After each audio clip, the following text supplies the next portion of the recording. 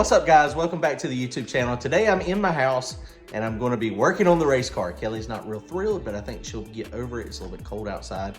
Had to bring everything in. When it's cold outside, you bring them in. That's what I did. Today we're going to be mounting the tires on these new bead locks. We're going to see how this works out.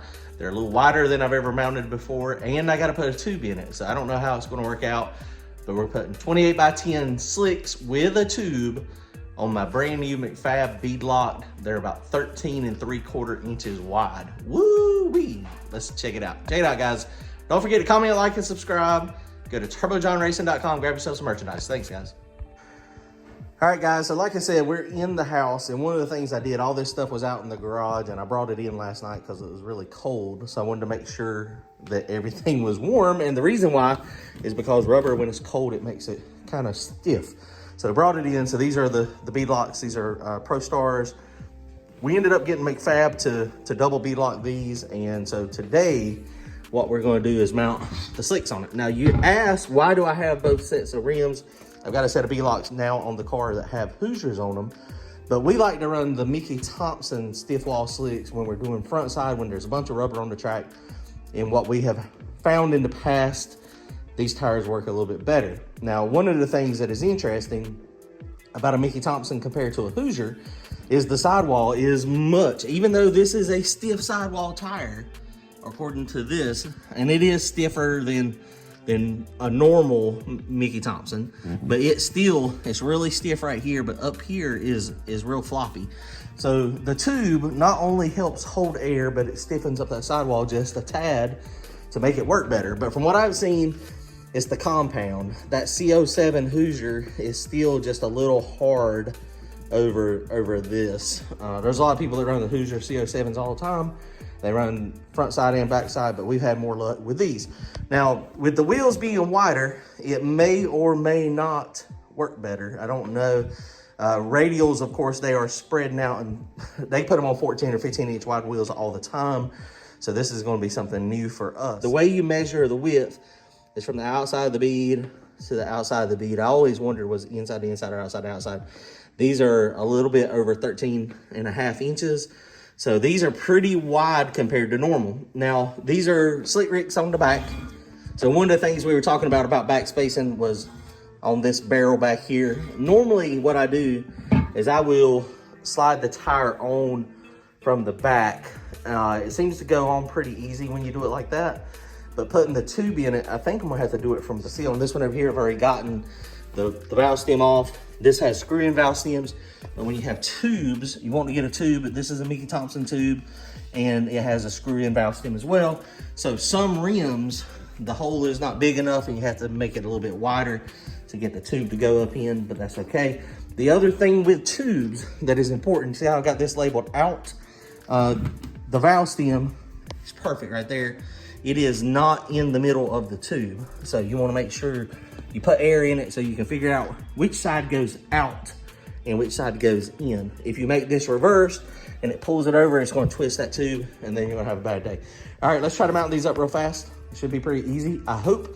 I did go to Harbor Freight today and pick up a couple tire spoons. They were like $7 a piece.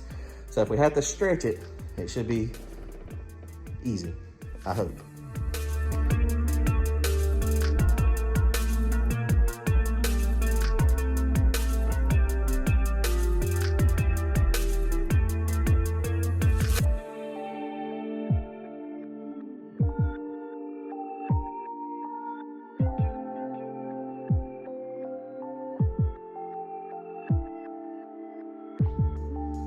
All right, guys, well, our orange cat here is trying to assist in doing the wheels, but I don't think he's very good.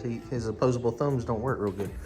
Check this thing out. Wow, this thing, it wasn't too bad to mount, but look at how wide this thing is.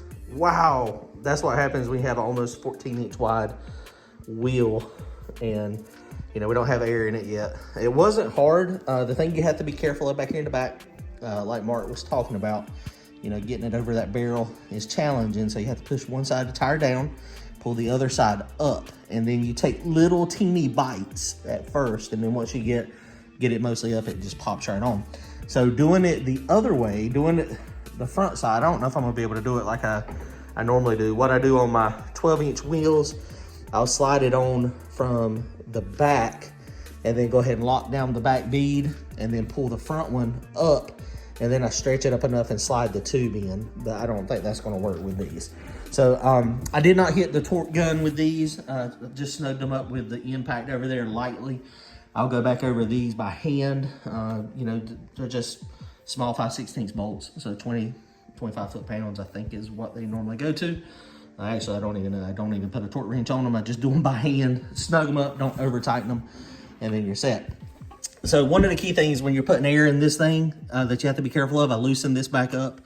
So we got the inner tube, so there's air in between the tube and the tire, and so that's gonna need to get out. So while I'm putting air in here, I'll keep this kind of depressed, and then that'll get most of the air out until the tube comes up. All right, so I'm gonna start putting air in this. And you can hear, get down here closer. That leak that you hear there is the air coming out from the tube and the tire. So don't, you know, occasionally I've done it, and I know Happy done it too. Last time he was airing up, he thought he had ripped this slick. That's not the case.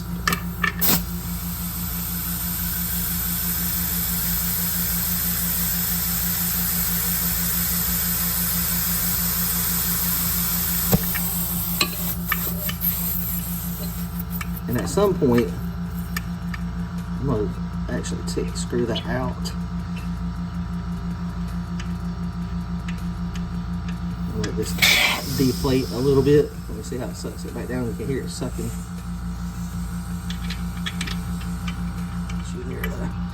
At some point, this thing will actually start, it will seal up enough to where you won't be able to move this thing around.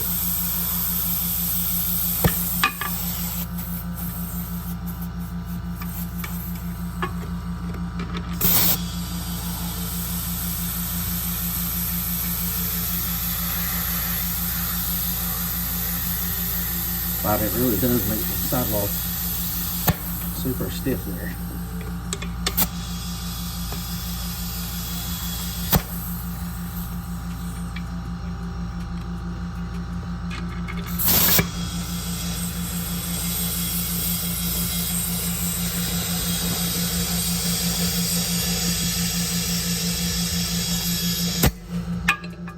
See, now I can move it and I can't get any air out, so that's when I tighten down this lug right here. Trying to get in where they can see. Sorry. So that's when I tighten that down, and now I know that the rest of the air is going to not come out there. So we just continue to put air in it. So we'll pump this up, and we'll pump them up to about 12 pounds, and we'll see how this tire looks. Wow, it looks wide. I think bead locks are pretty. They are pretty. They do look good.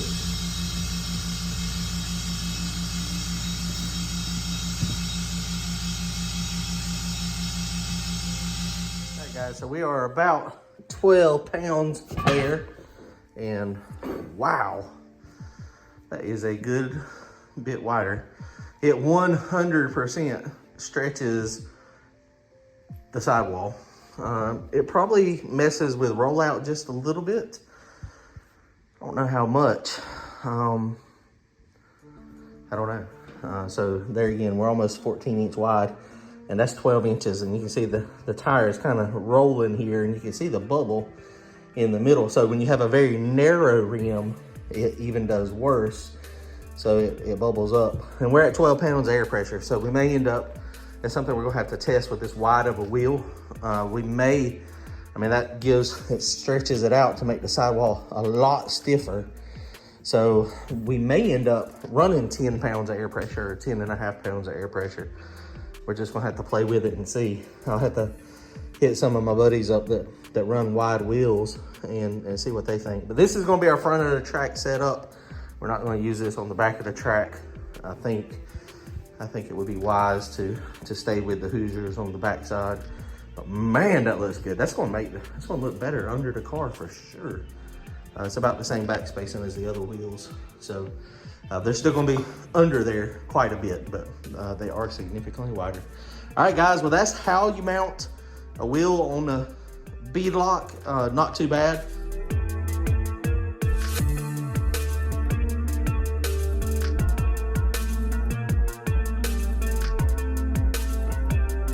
Something else that is pretty important on the bead locks, back in the day, these used to not have ridges on them, and these little knurled edges here, they bite into the actual bead of the tire to keep it from spinning, as well as clamping down on it. It clamps into that, so that helps a ton. I don't know at what point that become needed, but that's what they're doing on all of theirs now, is they knurl the edges. I'm gonna just do this one the same way I've done this one.